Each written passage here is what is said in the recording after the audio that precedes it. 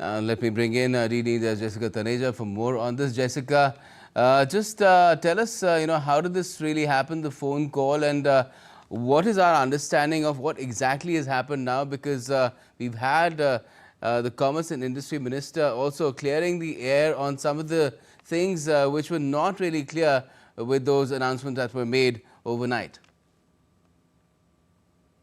That's correct. But with this reduction of tariffs to now 18% is certainly a good signal for the Indian industry, and certainly something for the government to sort of claim that it has done work which was extremely crucial and quite difficult given the kind of geoeconomics that was out on display, especially from the Trump 2.0 administration. It's not like India wasn't prepared on how to deal with the incoming presidency of Donald Trump, but I think it was more to do with how tariffs were being used to sort of dictate policy back home, and also for a domestic audience that gets tax rebates from these tariffs, that gets tariff rebates from what are collected, and if those initial reports are to be believed. But with the phone conversation that took place between the two leaders, seems to now signal that the relationship between the two had continued to strengthen, to advance to stages that it has seen in the past. You'd recall, Gautam, it was February last year when Prime Minister Narendra Modi had visited DC, and he was welcomed by President Trump at the White House. That was quite a moment where the two had decided that a deal would be arrived at soon. And no one had anticipated the tariffs that then were announced during Trump back in April later that year. With all of that given in mind, and the context to what India and the United States have witnessed in their global strategic comprehensive partnership, is certainly moving in a direction it always was intended to. So in terms of that, I think this is what it sort of looks like, at least for the moment, that it's back on track and it's going to advance the way it was always meant to be. And the Commerce Minister has also spoken about safeguarding the interest of India's farmers and other vulnerable sections, which will, in fact, he's talked about a benefit to almost all sections of society through this trade deal and an unlocking of opportunities in an unprecedented manner.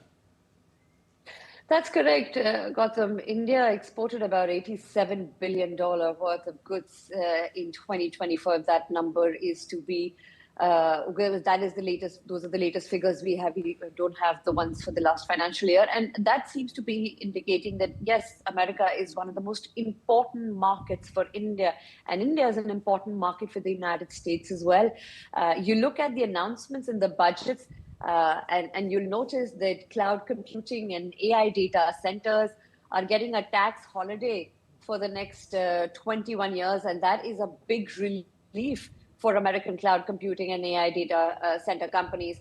And not only is that a welcoming move, but also bringing in, opening up the nuclear energy market to now private sector is another indication of how things were moving in that direction, where you'd see ease of relations and, of course, an upward trajectory in terms of also trade. Now, the biggest losses were to be faced, of course, by merchandise exporters. If this particular tariff announcement had not been made anytime sooner, now that also is a less of a worrying moment for the merchandise exporters, textiles, from leather to gems and jewelry, chemicals, and of course India's electronics and pharmaceuticals were exempt from those tariffs, but still there was going to be a larger impact on other sectors as well. So it comes as a relief, so to say, but at the same time you also look at how India has been able to keep its trade options open and make sure that it has other markets for offset, like the European Union, which is, of course, also a huge market when it comes to goods import. And India is aiming to increase its exports to the European Union with this new FTA, which is promising more than 90% of export zero duty goods that would be now sent to both the countries. So, it is interesting the time that we're in, Gautam, because this year has seen not only comprehensive agreements and ones that have been in offing since 2 decades, but also an assertion from India's point of view that it is open to global markets and it's open to reform and change and invite in those FIIs and FDI inflows soon.